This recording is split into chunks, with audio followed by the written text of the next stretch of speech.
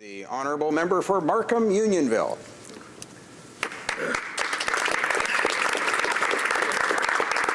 Thank you, Mr. Speaker. I would like to first thank my honourable colleague, the member from Landrock, Frontenac, Kingston, for splitting his time with me as I stand first time in House of Commons speaking on behalf of constituents of Markham-Unionville. Before I begin to address the shortcoming of this government speech from the throne, I want to take a moment to express my gratitude to the residents of Markham-Unionville for their faith in me and for entrusting me to represent their interests here in Ottawa.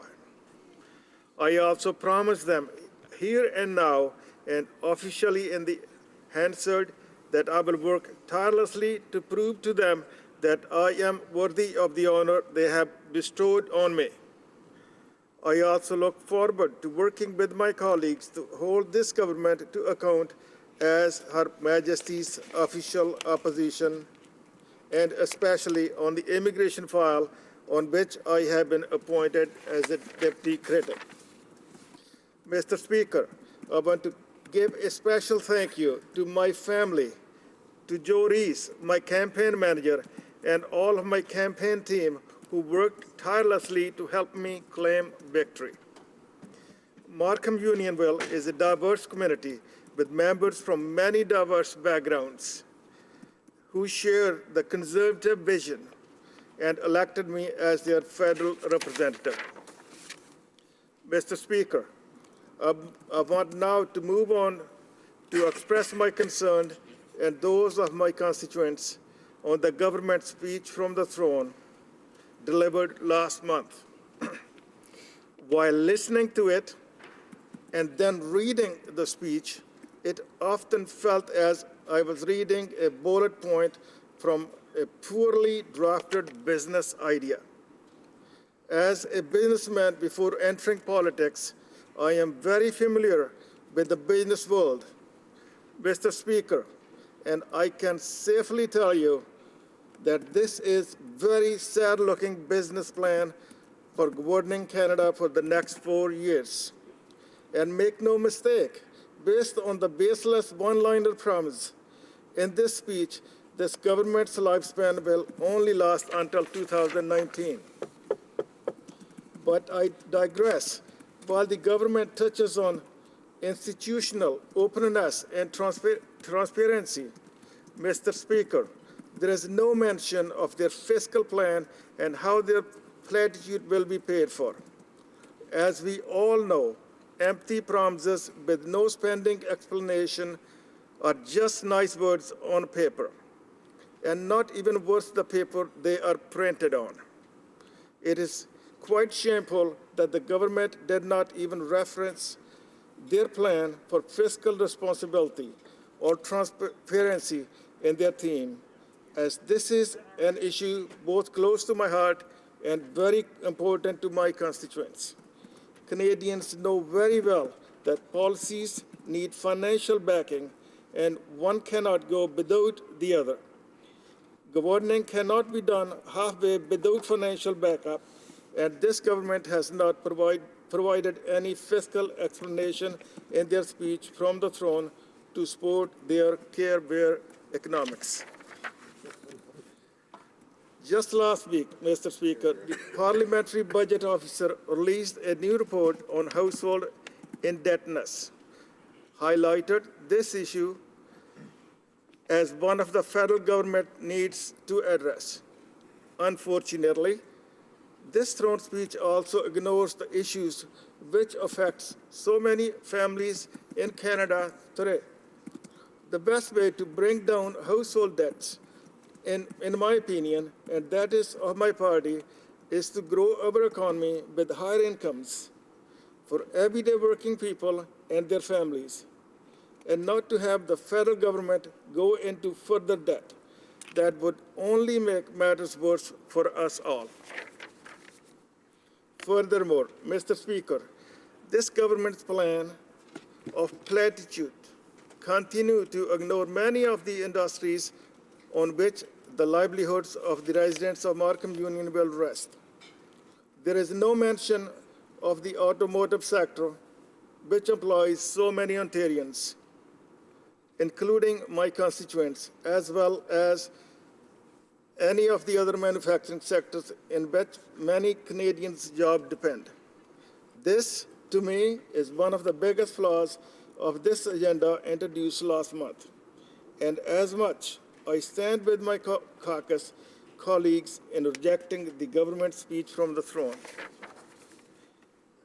The constituents of Markham-Unionville are hardworking Canadians, Mr. Speaker, and I am sad to see this government is ignoring their interests and those of the rest of the Greater Toronto Area. The government has already made it clear that this is more focused on managing their savings for them. Why else would they have declared their intention of cutting in half the limit of Canadians' TFSA accounts? My party and I, and most Canadians, believes that they know how to manage their own money, and we will support only the measures that will do exactly that. Measures that will keep taxes low and keep more money in Canadians' pockets. Canadians know how to go about their lives and how to manage their own families and businesses and how to achieve their goals. They do not need the government to do it for them.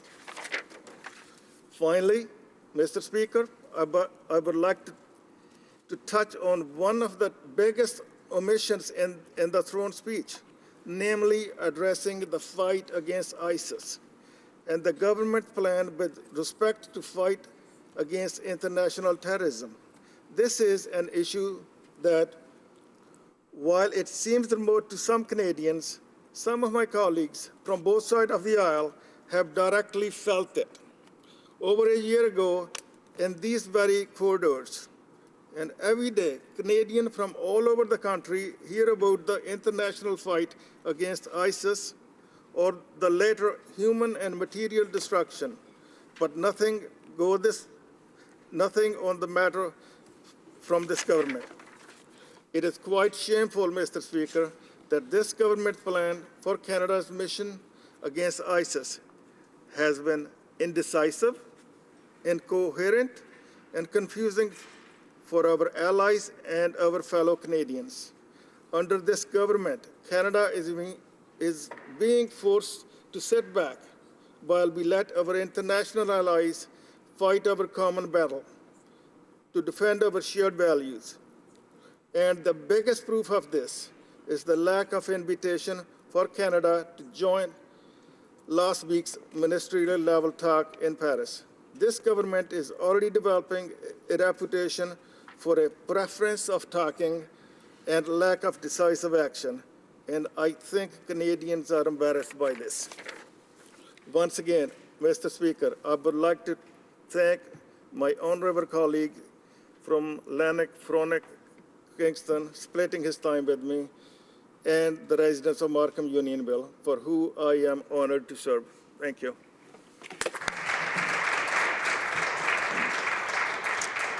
Questions and comments? The honourable member for Scarborough Rouge Park.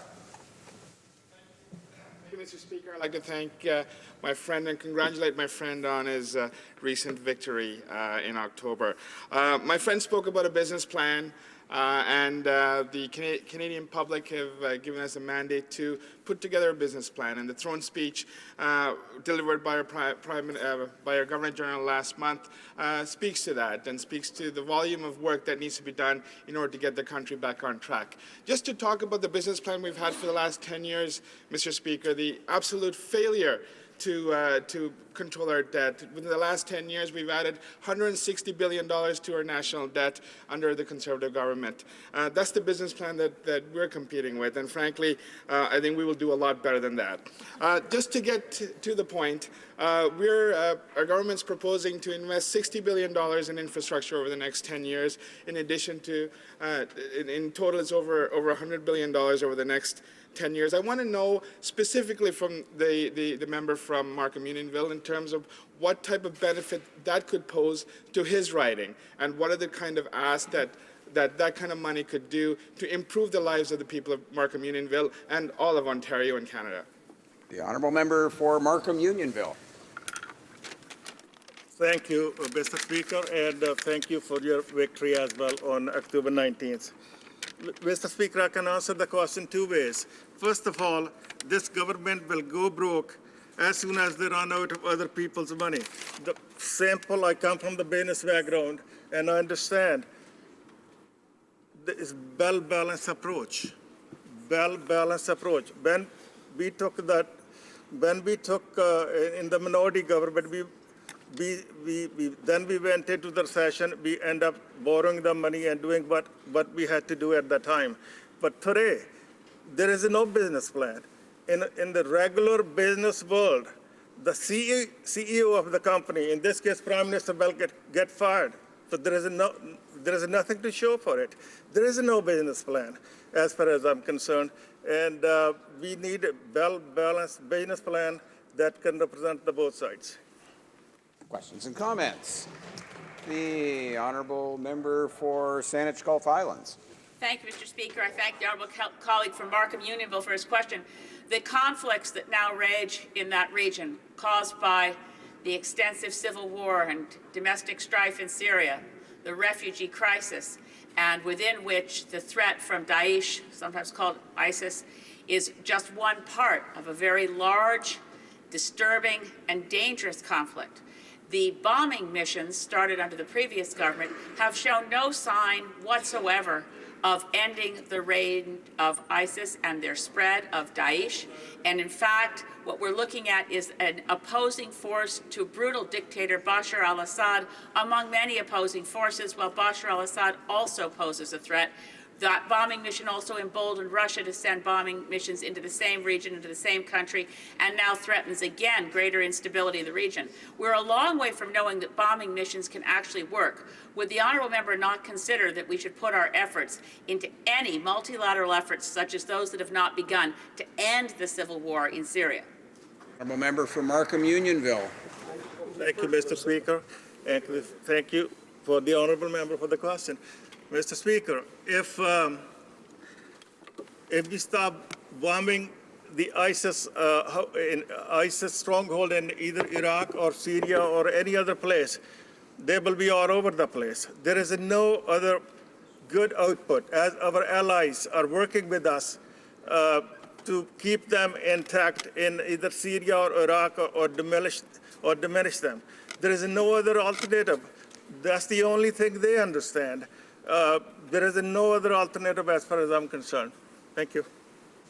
We have time for one short question and response. The honourable member for Red Deer Lacombe. Well, thank you very much, Mr. Speaker. I'm very pleased to hear about the business common sense that my new colleague here in the House of Commons has, and I'm just going to ask him if the business community in his riding, like the business community in my riding, is concerned about the direction this country is going, and it's because the government has no idea where it's going. Would my colleague agree?